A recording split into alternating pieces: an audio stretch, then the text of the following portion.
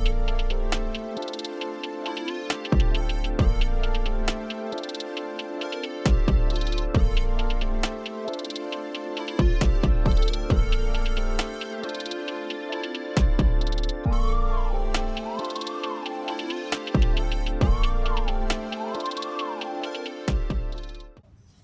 everyone. Today is I don't remember what August is. I'll just put it there. But I'm actually gonna go to the library. Before that, I just want to like share some of the stuff that I have been reading. Since I've been meaning to do this reading vlog for a long time. Only now that I can. So here are some two books that I have read and are currently reading. So the first book is titled Blurb Your Enthusiasm. So where did I got this book? If you're Malaysian, you might remember that Book Access that is closing down. So I managed to get this book on sale there for half the price. It's very interesting for me as someone who is literally obsessed with physical books. like just like as an object, like I like to analyze like the covers, the blurb, the font, and the like anything, basically anything on a physical book. So this book is interesting because it's really just talks about blurb. The thing that's supposed to be behind the book, it just talks about that. And what's even more interesting is like like on the surface it might not attract a lot of people. Not many people are obsessed with books. I mean, if you're watching, probably you are, but there's not really a lot of us here. Um, but what I'm interested is like what we are learning about Blurb, what we are learning more in general is about marketing and basically how words can influence people. The right words, the right size, the right font, the right, basically all the right thing in the right place. Um, and I think that that is all. I think that's why I love learning in general. I think that is what fascinates me. Some topics or interests of others may not be interesting to me, but through learning that, like, probably I get to learn a new lesson as a whole about, I don't know, about life in general, humans in general. So, for example, to someone outside, to someone who is not really into books, they might just not be interested in this book. But maybe if they try to pick it up and read it, and their world will be open more about, like the psychology of words and stuff. So basically, that's what attracts me to this book. I have read it and I am rereading it. Like actually I have a whole system for my reading. Like I have a whole reading system. If you want me to make like a video about it, just let me know. Because it's pretty extensive. I think it deserves a video in its own. Anyways, moving on to the second book. So the second book, Merintis Kecemerlangan Islam. So it's a Malay book. Uh, Merintis. How do I translate that? Pioneering excellence of Islam, maybe. Something like that lah. But basically it's just about civilization, which is very interesting as I am rereading it, with the fact that I am also currently reading this book. Maybe I have shown you. So this is interesting to an extent. It tells a lot about the history, I think. Wait, no. I mean, there's just a bit of history, but it is more on the like civilization itself, tamadun itself. And the fact that it's written in Malay means like it is written with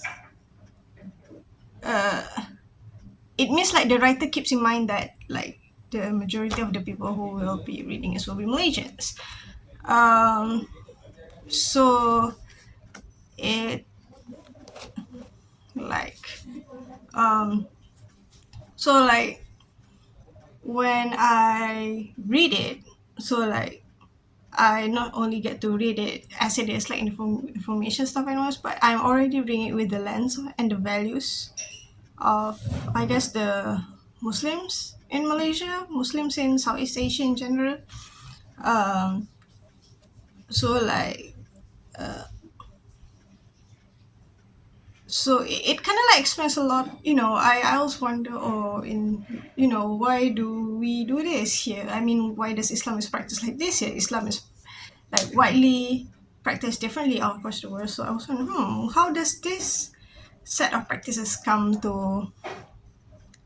Why does this set of practices is here and not there, and why don't we adopt certain practices? So that's what I meant. So it kind of gives me like a background, like, oh, so that is how it comes here. So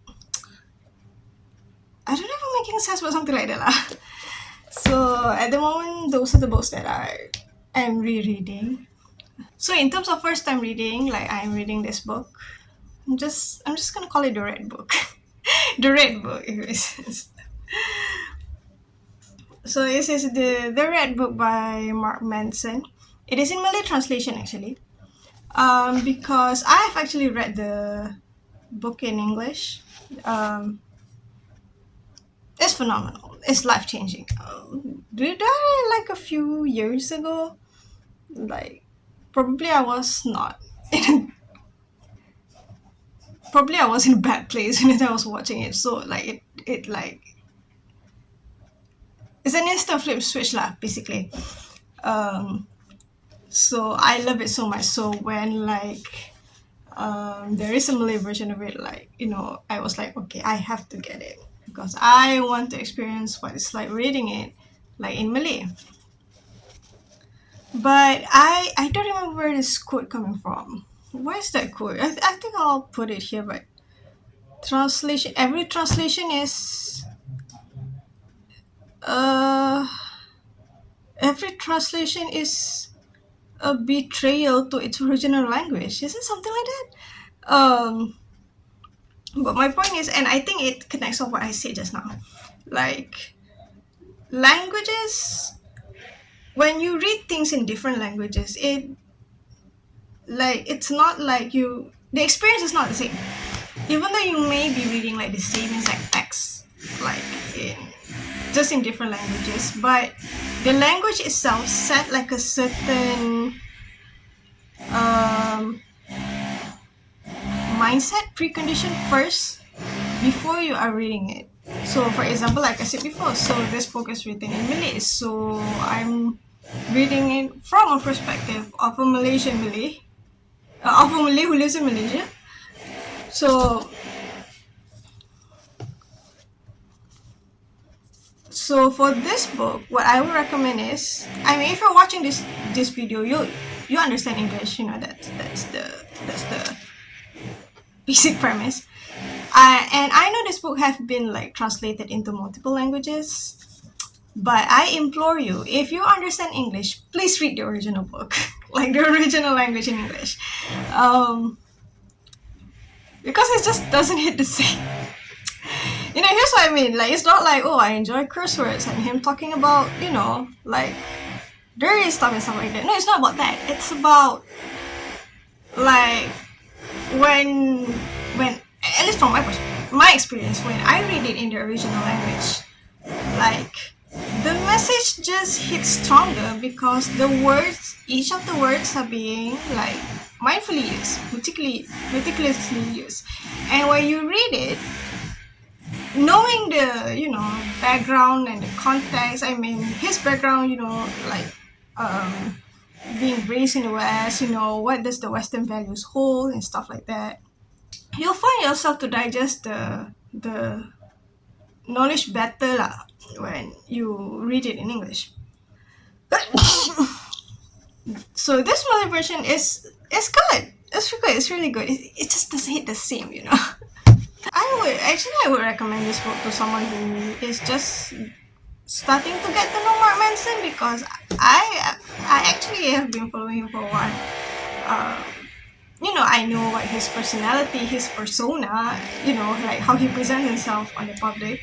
Some people might be get overwhelmed by that, but I think this is pretty good, like starting point. Um, to I guess to in general understand like Mark Manson better, like why he's who he is, something like that. Okay, I think that's it for now. So I'm heading to the library now. Bye bye. Hi, assalamualaikum, and how are you? I hope you're doing great. Um, so this is just me wanting to update on my reading blog. I have a few things in my mind. Like there are like I guess three books that I'm going to talk about right now. So the first one that I have listened to the audiobook actually of David and Goliath. Um, well, it's one of the books that I heard for a long time, and been curious about it, and only like recently I got a chance to like actually finish it. Um, so I plug it out when I'm driving, which is actually not much. I usually prefer to listen to music more when I'm driving, but there are sometimes when I do just want to listen to an audiobook. So throughout the time that I get, like I managed to finish it, and it's very interesting, really. It's very interesting, like no matter how much advantages you have, that it'll never be truly advantages. Like when we think about advantages and disadvantages, we usually think about it in like as two different things, and we try to like discard as much disadvantage and gather as much advantages. But actually, like each trait of life. I have a coin here. Oh, I do. But actually, each trait of life is like a coin. You have different coins that you have. So one coin has two sides, two opposite sides, and you just live with those two opposite sides. Let's say if you are strong opinionated, the first side is like um, it comes in handy when all other people are like too afraid to voice other opinions, and you do that. That's great. But on the other side, it might be hard for other people to persuade you. You might be there are maybe times where you should actually just shut up, but you don't. And there's really no picking between those two things, like because you have those two things. It's like it's a coin. Like a coin cannot exist without one like side of the other. What can we try to do is just try to balance it lah. So I personally in life like to find what I see the third side of the coin, this very like thin surface around the coin. So when we have a certain trait, we can only do too much to like leverage the advantages and discard the disadvantages. What can we do is just try to balance it, like so. And that's the same for traits. That's also the same for opinions in life. Like when you ask people opinions about X, Y, and Z, and they'll be like, "Oh, I support this," or "Oh, I ban this." Sometimes it's not about that. It's just more about finding the common ground and what bridges the two sides. So, and that is really what inspired me to like write my very first book. Like literally, not You Are Deserving. Like that's like I would say like an official first book. Like I meant like that time where I was writing ebooks, I named it like the third side of the coin series because I want to explore like opinions. I want to explore writing insights um, that is not about supporting or like dismissing an opinion, but the one that but an insight that bridges those two. Coming back, I'm sorry if I'm so redundant, but I'm just another thing that I'm fascinated about the book is just the fact of what I said earlier. Like it's just interesting, like how as much advantages that you have, that it will never stay as an advantage. There's always a catch to it, And on the other hand, no matter how disadvantageous you are, there's just always ways for you to flip around and use it as an advantage. Of course, thinking about this in real life, it can be hard for people who are already living in hard conditions to like utilize their brain and think outside of the box. I mean, when you are in survival mode, you barely think outside of the box, and that is not my focus. Is that is not personally the focus of the book. Is like I think that's what I mentioned just now is like an important um, thing to tackle. This is why like welfare programs are so important. It's for them to not get stuck in that survival mode. If we keep this welfare programs alive, like that will help them to start, by sitting outside the box and stuff like that. What's um, but what's affirming in general is like the book just illustrates that it's possible. It's possible, and if you're watching right now, you feel that maybe you're disadvantaged, maybe you feel like you're in a very low life, there's just always a way to turn it around. There's just always, like, really.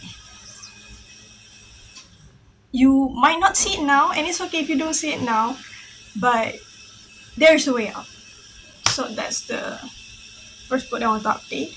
The second one is I just want to talk a bit about this book that I am rereading. So this is, I think I actually want to make like a video explaining my whole reading system. That would be great, and it would be easy when to talk in the future. But anyways, for now, let's talk about this book. So this book actually, like I've read this book when I was 16. It's literally the same copy. Yeah, this is like a 12. Wait, what year is this? 2011. 14 years. So this copy is literally 14 years old. And I'm proud to say that it's still in crisp condition. Anyways, like this is just one of the books that has been sitting in my like shelf, and I don't know, I just feel like revisiting this stuff again. So the topic is Berfikir secara sistemik. Think systemically, not systematically. Think systemically. So this book does like lay out the difference between systematic and systemic, which is like very interesting. You didn't realize like there's a difference before I read this. But what's I guess alluring about this book is like the way it just blends about talking about physical systems in life and systems in faith. Like for example, um, I mean, like forgive me as I explain this. I'm not a physics student, but um, there's this section of the book where like it talks about oscillation. When things like move like wave. When things move like wave, it goes up and down, up and down, up and down. Um, and then suddenly somehow I don't know, it transfers between the same goes with our faith. Our faith goes up and down, up and down. How do we stabilize it? So just like in the physical sense, we stabilize the wave through this, and that. You can stabilize your faith through this and this. And I was reading through it. I didn't even realize that I was being brought on this journey, like seeing faith as in a physical sense. You know what I mean? But at least what we believe is like a lot of physics are really the laws of nature, and I believe like like God created the law of nature, and everything is interconnected. Thus, everything is systemic. That's what it talks in this book. Um, um, so my point is like this book is very. Like, I guess it's the same when I would talk about reading the reading is a very thick book, which actually will be coming after this. Stay tuned. But anyways, yeah. But that is why I guess like nowadays I'm more like attracted to read like past books from like Muslim scholars or Islamic scholars, because because we used to view it like, oh, this is like an ancient knowledge and stuff like that, or maybe they wrote it in the things that are unrelatable. But it just occurs to me there's just so much wisdom in there.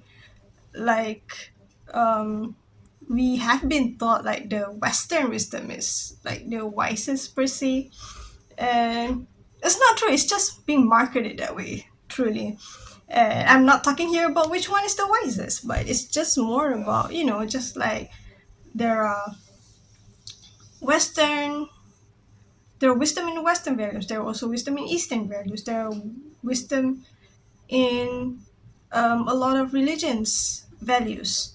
So, for example, if you go to visit like the books of old Islamic scholars, and I don't know, maybe especially Malaysian, like old Muslim scholars, that you will find these kind of things. The way they explain life is not like the way they explain life is just very, how do I describe this? It's not like focus or specified per se. It's really, but it's not too broad either. It just explains it in a way like everything is interconnected. Okay, I think I'm gonna stop myself because I can feel like I'm going to ramble and words won't make sense anymore. But so far, like that's my experience of reading this book 14 years ago, literally, and also rereading this today. I mean, to those of you in Malaysia, you'd be lucky if you get this copy. I don't even know if this exists anymore. Um, but yeah, if you can get your hands on this copy, it'll be very interesting. Now, now the big reveal. I finished this book. As the time was me recording this, like the first reading vlog, like has not even out yet. So it's like it's very mind blowing to think that I was literally just saying that. Like I hope to get to the end of it and update you. And now I actually get to do that. I think I talk a lot about this book. If you want to know more, you can watch like my previous vlog or something. Just for today, I would say like I'm happy to finish this book. Um, to those of you who are interested in reading it, I encourage you to do it. Okay, that's it for that. That's my update for now. So see you in the next update.